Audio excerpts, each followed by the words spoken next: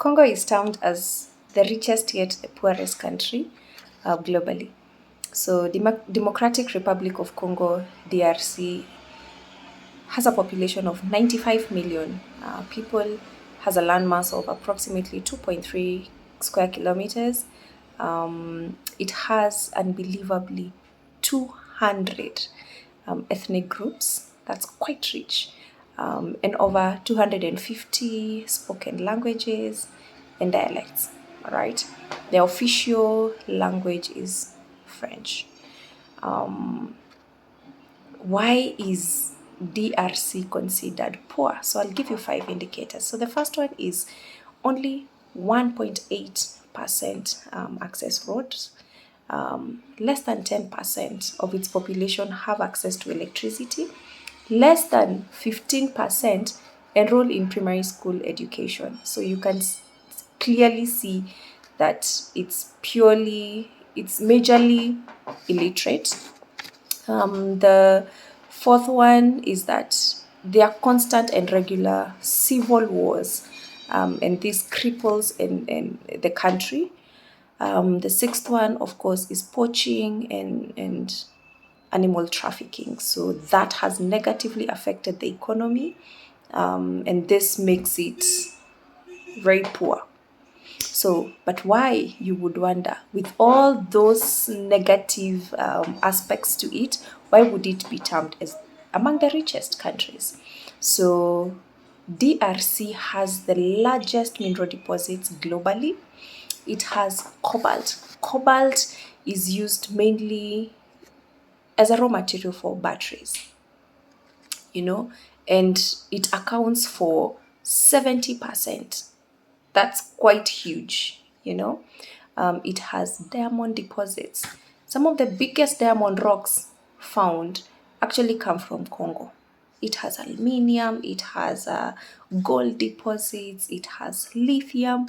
It is the fourth largest producer of copper globally. It has uranium, which is used for nuclear plants and nuclear fusion. It has so many mineral deposits. Congo is also has the largest rainforest globally, and this is true because half of Congo, actually more than half Congo, has forest cover. So for that reason, it has the largest rainforest. It has the oldest national park called Virunga, so which has very unique animals such as gorillas. It has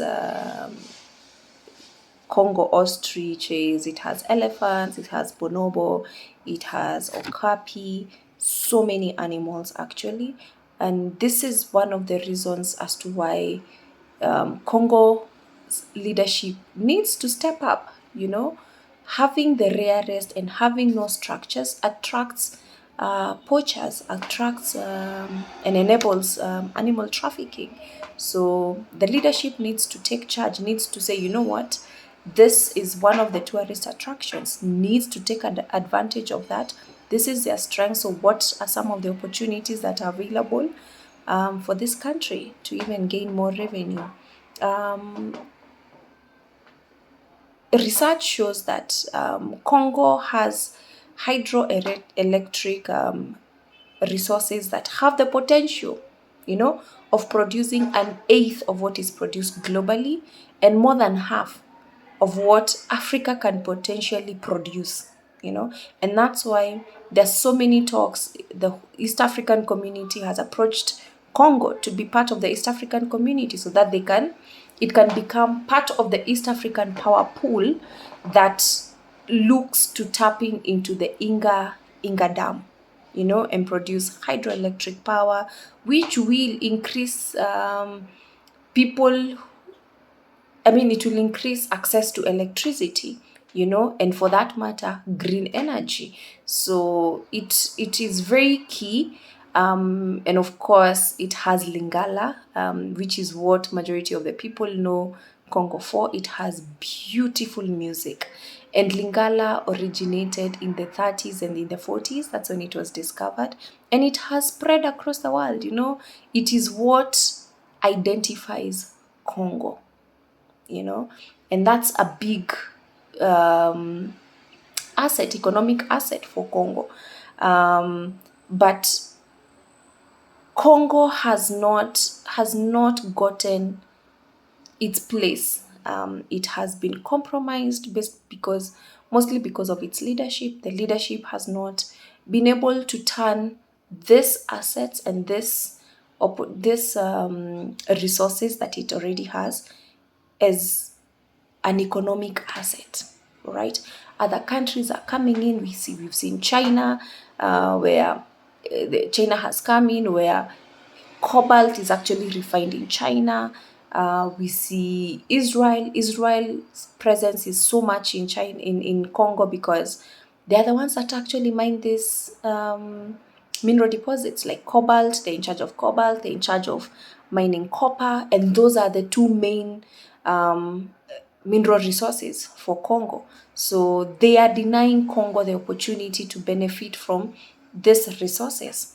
So Congo is actually taking the right steps, because it is in negotiations with the East African community to join the East African community, because it is bound to gain in terms of trade, free trade, which is one of the key things that East African community is advocating for, to allow for free trade, to allow for free movement of people within and across the borders. You know, so East African community. So you see, there's a railway line that is already being constructed from Tanzania through Burundi to Congo, you know, and this will open up Congo in terms of access to different markets, you know, their people will get opportunities to work in this other countries. Yeah, so it's a good opportunity. And then the fact that DRC Congo is part of the Southern Africa Development Community, it will act as a bridge between these two bodies. So it is actually very key, and I think we need to watch out for Congo. And of course, we need the leadership needs to look at the global field or the play field and stop playing politics locally. You know, they need to have foresight. They need to empower their citizens and their people to know that, you know what, yes, we have all these reserves, but then how can we turn our strengths and take advantage of the opportunities that are there globally? You know, how can we be key players? Because they're already key players, yeah? But now their proxies and the middlemen are they actually the ones who are benefiting from this. But how do they gain directly? You know, the fact that God has enabled this country to have some of the largest deposits. You know, I know Elon Musk's, because of Tesla and electric cars, is already looking at Congo as one of the places he wants to set up a plant, you know. So Congo's leadership needs to take advantage of this, you know. Don't be duped. Yes, we can say that probably Israeli got in illegally and through the previous government, but then right now you have an opportunity to negotiate using your own terms that will benefit your people, you know, benefit even the foreign investors, but then you need to determine what terms work best for you. There's Congo for you.